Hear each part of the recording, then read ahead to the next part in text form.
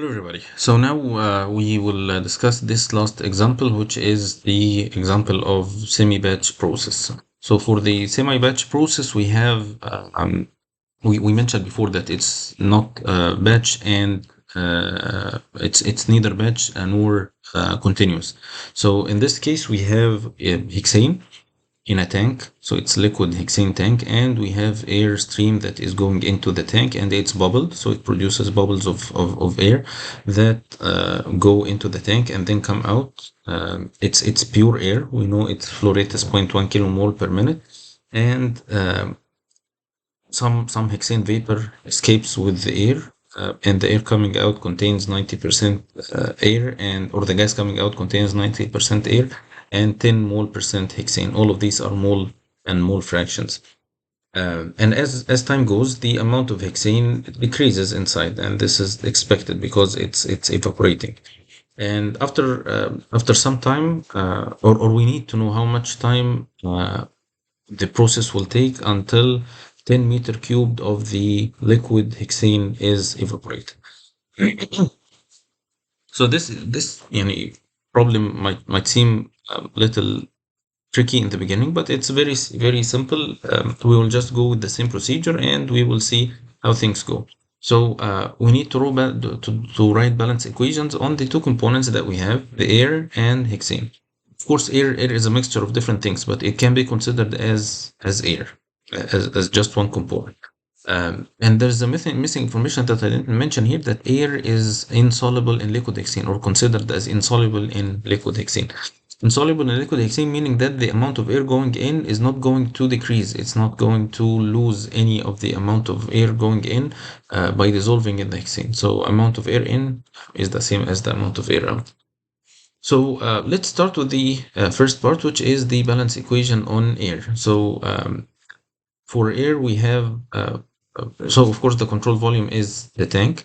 For air, we have flow of air in, we have flow of air out, we have no reaction, we have no accumulation. Air is not accumulating inside, it's not, nothing is accumulating inside regarding or with respect to the air. So the equation would be air in equals air out, or the number of moles of air in equals the number of moles of air out. So for the air in, it's 0.1 times 1, so it's 0.1 kilomole per minute. And the output is 0.9 times N2. So from this, we can calculate N2 to be 0.0111 kilomoles per minute. So this is very simple, very straightforward. Now we will move to the next component, which is hexane. So for hexane, things are different. We have no hexane in the feed, so there is no hexane in. We have hexane in the product, so we have hexane out. There is no reaction that takes place here, so there is no consumption, no generation. But the hexane that we have inside is decreasing with time. So this is negative accumulation. So this is there is accumulation in this equation. So the equation reduces to the negative output, the amount of hexane in the output equals to the accumulation. But of course, this accumulation is going to be negative by default, because it is a reduction in the amount. So as time goes, the pluses, the amount of hexane decreases. So this makes the accumulation negative. So the negative here will cancel the negative here. So the output is the hexane in the product. We know the total flow rate and we know the mole fraction, so we can get the number of moles or the molar flow rate of hexane leaving accumulating, which is or the in the output, which is negative 0.1 times the N2, which is negative 0.01111 kilomoles per minute. So this is the accumulation, and we said it's going to be negative, and we are expecting this before even we do the calculations. So this is the accumulation. Now we have the accumulation, which is how much of hexane is decreasing with time. And we know the amount that we are interested in, or we want to calculate how much time until this amount will evaporate. This is in this amount is in meter cube, and this amount is in kilomoles per minute. So there is no way I can get the time using the two information as they are. So either I convert this kilomole into meter cube, or convert this meter cube into kilomole. And either way, I will need to find a way of converting the moles into volume. In chapter 3 we saw this, but we couldn't we don't have a direct way of converting the number of moles into a volume. So we have to do this into two steps. I can convert the number of moles into mass and then convert the mass into volume. And this is what we're going to do now. So for this conversion, we need the density and we will need the molecular weight of hexane. Um, to know this information, there is an appendix at the end of the textbook where there are many tables. One of them is, the first one is the selected physical property data.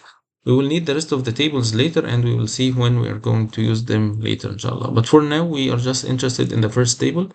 In this table, you can find the compounds, and for each compound you know its chemical formula, you know its molecular weight and its specific gravity. So these are the two information that we are interested in, the molecular weight and the specific gravity, which are already there. So we can use them to calculate the density, the specific gravity to calculate the density, and the molecular weight to convert the mass into moles or vice versa. So from the specific gravity, we multiply it by the reference density, which is 1000 kilograms per meter cube. So we can get the density of liquid hexane, which is 659 kilograms per meter cube. We know the molecular weight as gram per gram mole or kilogram per kilogram mole. Now we can convert the accumulation, which is this number, from kilomole per minute into kilogram by multiplying by the molecular weight, and then divide by the density. So the way you can check whether you are doing is right or wrong is the units. So I want to cancel the kilomole, so I put the molecular weight so that the kilomole is in the denominator. And for the kilogram, I want to get rid of the kilogram and replace it by meter cube. So I put the kilogram in the denominator, so I divide it by the density. This is 1 over density, so I divide by density. And so I now calculate the accumulation in meter cubes per minute. And based on this, we can use the 10 meter cubes and the accumulation to find the time. So that the accumulation is volume over time. This is volume over time. And I know the volume, so I can calculate the time by dividing the volume over accumulation. Again, it's just a matter of adjusting the units. And from this, I can calculate the time in minutes, or we can convert the minutes into hours and hours into days, and it will be almost 4.8 days. There is another way that you can think of is that we can convert keep the accumulation as it is and convert the volume from meter cubes to kilogram mole. It's gonna be the same thing, but we flip the conversion. So we multiply by the density and divide by the molecular weight. Now we have the moles to be evaporated in kilogram mole, and now we can use the same equation. We divide the accumulation on the volume, the number of moles to be evaporated by the accumulation, and we will get the same answer. So this is the end of this part of the chapter.